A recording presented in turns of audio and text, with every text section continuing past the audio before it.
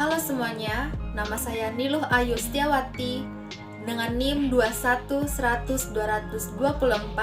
Saya dari kelas 1A Prodi Akuntansi, Fakultas Ekonomi dan Bisnis Universitas Nusa Cendana, Kota Kupang, Nusa Tenggara Timur.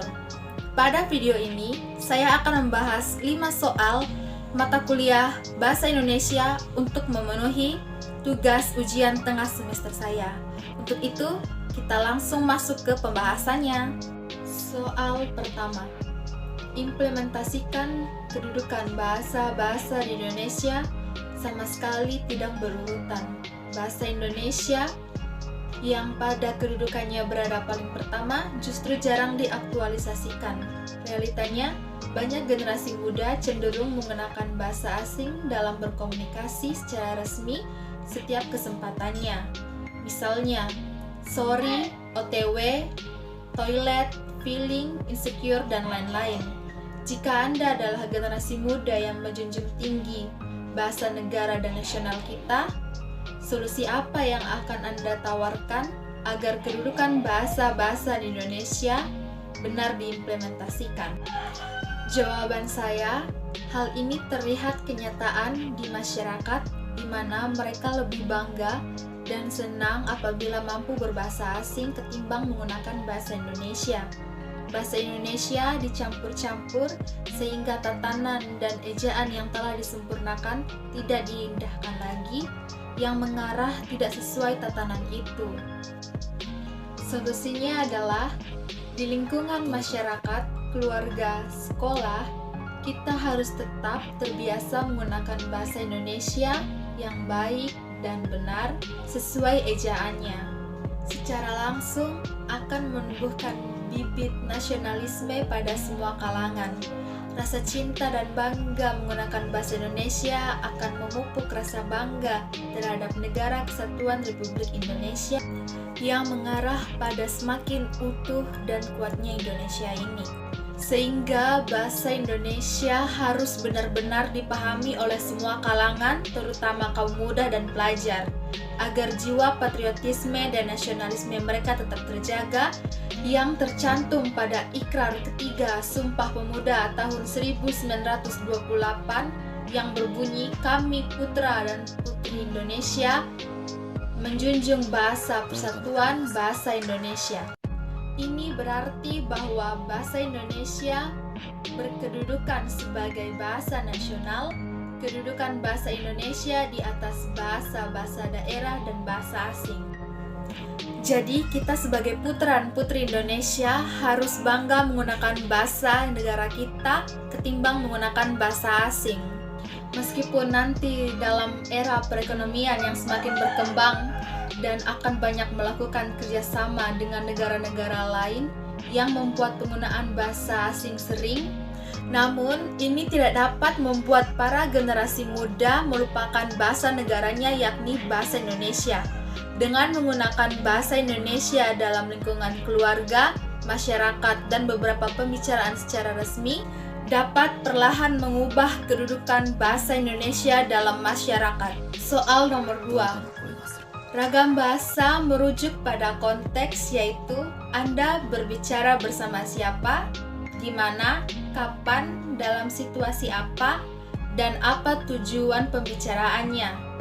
Dengan demikian, ragam bahasa bersifat fleksibel, namun tidak menutup kemungkinan bahwa masih ada kekeliruan dalam mengaktualisasikan ragam bahasa. Apa yang Anda lakukan jika Anda berada bersama lawan bicara yang keliru menerapkan ragam bahasa saat berbicara dengan Anda? Jika pernyataan Anda ternyata direspon dengan sok pintar, apa pembelaanmu yang tidak menyinggung perasaan lawan bicaramu? Jika saya berada bersama lawan bicara saya yang keliru menerapkan ragam bahasa saat berkomunikasi dengan saya akan memberikan beberapa penjelasan yang saya ketahui. Berbahasa Indonesia yang benar harus menggunakan bahasa Indonesia yang sesuai kaidah atau aturan dalam berbahasa Indonesia. Misalnya, saya sudah menonton film itu. Kalimat tersebut bukanlah kalimat yang benar, karena ada salah satu kata yang membuatnya salah, yaitu kata film. Kata film itu termasuk kata tidak baku. Jadi seharusnya kata bakunya kata film. Sehingga kalimat yang benar adalah saya sudah menonton film itu. Jika pernyataan saya ternyata direspon dengan sok pintar, apa pembelaan saya yang tidak menyinggung lawan bicara saya? Saya akan memberikan beberapa pemahaman yang saya ketahui. Ragam bahasa merupakan variasi bahasa menurut pemakaiannya yang berbeda-beda sesuai dengan topik apa yang dibicarakan, menurut hubungan pembicara, kawan pembicara, serta orang yang dibicarakan. Ragam bahasa ini timbul karena latar belakang budaya, sejarah, ataupun letak geografis. Akibatnya, muncul berbagai macam variasi bahasa Indonesia. Ragam bahasa ini memiliki berbagai macam jenis yang dibedakan berdasarkan 3 hal, yaitu cara berkomunikasi, cara penuturan, dan topik pembicaraan. Namun pernyataan saya akan saya kembalikan kepada lawan bicara saya, apakah dia menerimanya atau tidak, karena setiap individu memiliki pendapat umum. Soal nomor 3, kesalahan penulisan atau pengetikan dalam berbahasa Indonesia tidak diterima sebagai bentuk kekeliruan, namun keterlaluan. Misalnya, Anda akan mengetik kata malam, tetapi yang Anda ketik kata makam. Perbedaan satu huruf mengakibatkan terjadinya perbedaan makna. Dalam bahasa Indonesia, perbedaan bentuk selalu berimplikasi pada perbedaan makna. Apa yang akan Anda jelaskan jika Anda diberikan suatu teks bacaan yang sebagian kata-katanya tidak diketik atau ditulis secara benar? Kemudian, apa yang Anda sarankan sebagai acuan kebenaran penulisan atau pengetikan setelahnya? Harus terlebih dahulu memahami sebagian besar pembahasan dari bacaan yang sebagian kata-katanya tidak diketik atau ditulis dengan benar, sehingga walaupun ada kesalahan penulisan atau pengetikan, saya tetap dapat memahami maksud dari bacaan tersebut. Setelah saya memahami bacaan, saya akan mengubah penulisan yang salah menjadi benar, kemudian membandingkannya dengan naskah yang asli, sehingga tidak terjadi kekeliruan dalam penulisan yang telah saya buat tadi. Saran saya, sebaiknya dalam menulis bacaan, kita harus memeriksa pengetikan atau penulisan dengan lebih baik, sehingga tidak ada terjadinya kesalahan pengetikan atau penulisan. Lebih baik lagi jika penulis memahami dan memperhatikan penulisan atau pengetikan bacaannya, apakah sudah dalam ejaan bahasa Indonesia yang baik atau belum. Soal nomor 4, carilah dan tulislah paling kurang 15 kata yang salah, kemudian ubahlah menjadi benar yang disertai dengan alasannya. Setelahnya, Anda memberikan penjelasan secara lengkap tentang 3 kaidah bentuk dan diksi, kebenaran, ketepatan, dan kelasiman. Kata baku adalah kata yang digunakan sesuai aturan atau kaidah berbahasa Indonesia yang sudah ditentukan sebelumnya. Pengertian kata baku juga merupakan kata yang penggunaannya sudah sesuai ejaan dan aturan pedoman bahasa Indonesia yang baik dan benar, yang bersumber pada Kamus Besar Bahasa Indonesia atau KBBI. Selain itu, penggunaan kata baku dapat dilihat dari penggunaannya yang sudah sesuai EYD, ejaan yang sudah disempurnakan. Penggunaan kata baku ini biasanya digunakan untuk mengungkapkan bahasa yang bersifat resmi dalam bentuk surat maupun naskah pidato. Kata tidak baku adalah kata yang digunakan tidak sesuai dengan pedoman atau kaidah bahasa Indonesia yang sudah ditentukan. Biasanya, kata tidak baku sering digunakan saat percakapan sehari-hari atau dalam bahasa tutur. Untuk jenis kata yang satu ini ternyata bisa muncul karena penggunaan bahasa yang salah dan terus diulang. Yang pertama, apotek. Dapat kita lihat bahwa gugus vokal yang digunakan pada suku kata ketiga kata apotek adalah ee, bukan ie. Sesuai dengan aturan atau ketentuan penyesuaian ejaan ke dalam bahasa Indonesia yang telah diatur dalam buku pedoman umum ejaan bahasa Indonesia yang disempurnakan. Huruf ee diserap ke dalam bahasa Indonesia e. Oleh karena itu, penulisan yang baku adalah apotek, bukan apotik. Kedua, belum. Kata belum sering kita dengar dalam pembicaraan sehari-hari. Sebenarnya kata belum ini termasuk ke dalam kata tidak baku karena telah terpengaruh oleh perkembangannya zaman. juga terpengaruh oleh bahasa daerah. Oleh karena itu, penulisan yang baku adalah belum, karena sudah terdaftar dalam Kamus Besar Bahasa Indonesia yang penggunaan ejaannya sudah sesuai dengan aturan pedoman bahasa Indonesia yang baik dan benar. Yang ketiga, duren, durian. Kata duren termasuk ke dalam kata tidak baku karena sudah terpengaruh oleh bahasa daerah yang biasanya sering dipakai sebagian besar orang tua. Ejaan yang digunakannya juga tidak sesuai dengan pedoman umum ejaan bahasa Indonesia. Oleh karena itu, penulisan yang baku adalah durian. Yang keempat, foto, foto. Kata foto termasuk ke dalam kata tidak baku karena sudah terpengaruh bahasa asing. Oleh karena itu, penulisan yang baku adalah foto karena penggunaannya sudah sesuai dengan kaidah dan aturan ejaan yang bersumber pada Kamus Besar Bahasa Indonesia. Yang kelima, antri, antre. Kata antri sering kita dengar dalam pembicaraan sehari-hari. Kata antri ini merupakan kata tidak baku yang terpengaruh oleh perkembangan zaman. Oleh karena itu, penulisan yang baku adalah antre. Yang keenam, aktif, aktif. Kata aktif ini sering disebut oleh hampir sebagian orang tua dalam pembicaraan santai sehari-hari, sesuai keinginannya dan merupakan kata tidak baku. Oleh karena itu, penulisan yang baku adalah aktif. Ketujuh, kata bowling, bowling. Kata bowling termasuk ke dalam kata tidak baku yang ejaannya sudah terpengaruhi oleh bahasa asing. Oleh karena itu, penulisan yang baku adalah bowling. Yang kedelapan, izin, izin.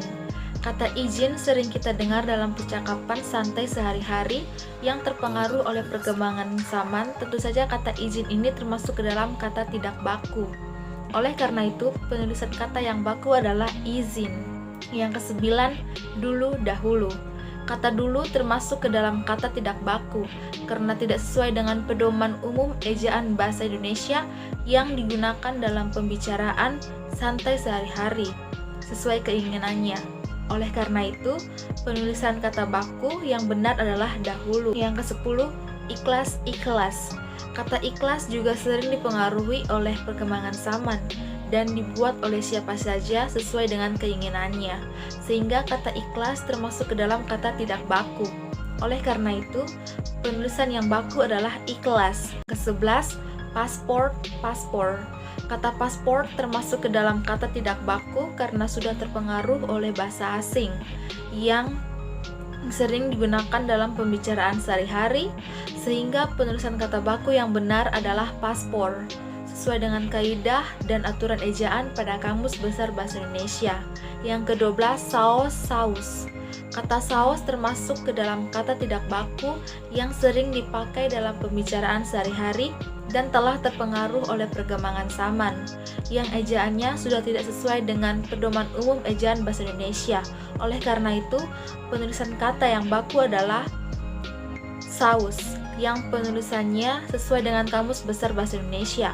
Yang ke-13, rame, ramai.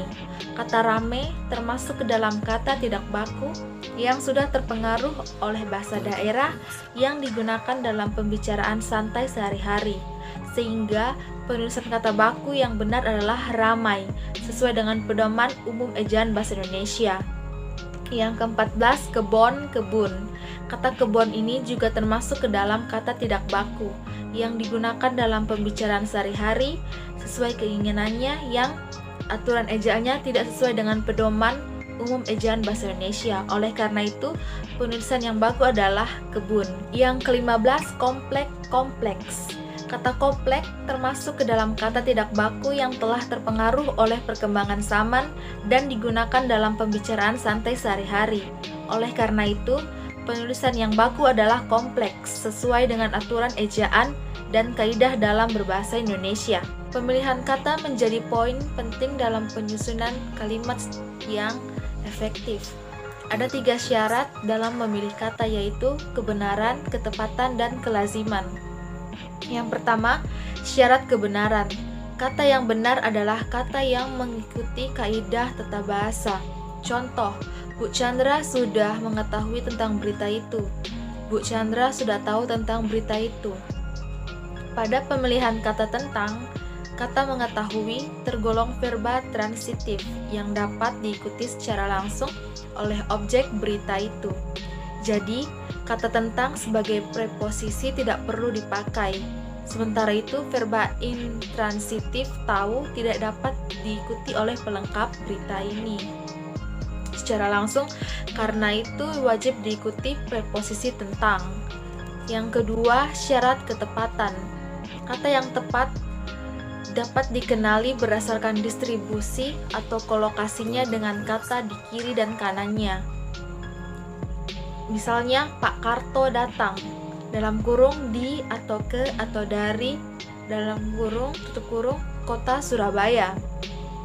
Penggunaan preposisi di, ke, dan dari bergantung pada aspek verba yang diterangkannya.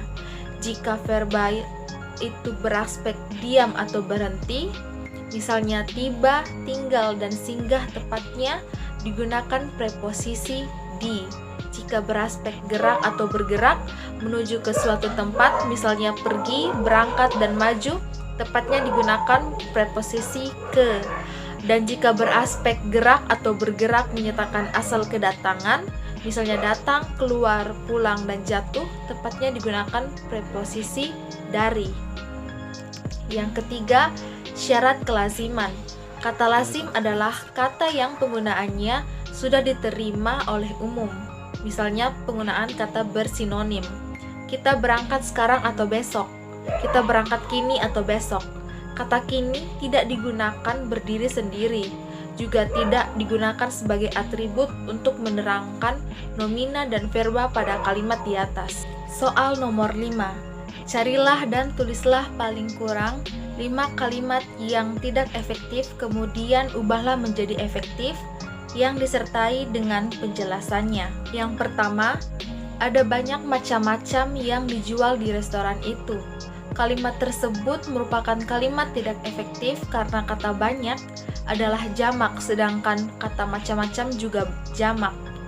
Seharusnya kita memilih salah satu saja, sehingga kalimat efektifnya adalah ada macam-macam makanan dijual di restoran itu.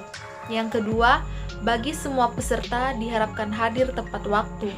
Kalimat tersebut merupakan kalimat tidak efektif karena adanya preposisi di depan subjek. Agar kalimat tersebut menjadi efektif, maka saya mengubahnya menjadi semua peserta diharapkan hadir tepat waktu. Yang ketiga, dia yang membelikan saya minuman. Kalimat tersebut merupakan kalimat tidak efektif, seharusnya tidak perlu ada kata yang, karena kata yang adalah konjungsi. Hati-hati menggunakan konjungsi di depan predikat. Agar kalimat tersebut menjadi efektif, maka saya mengubahnya menjadi dia membelikan saya minuman. Yang keempat, Elsa tidak tahu ibunya sudah pulang atau ibunya belum pulang. Kalimat tersebut tidak efektif karena ada dua subjek dalam satu kalimat.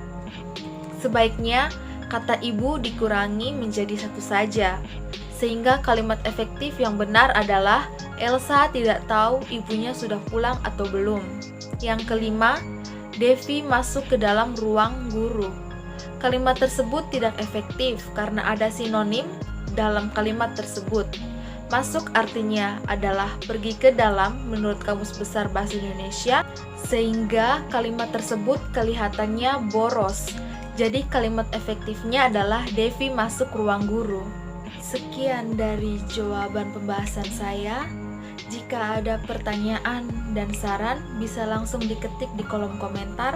Terima kasih sudah menonton.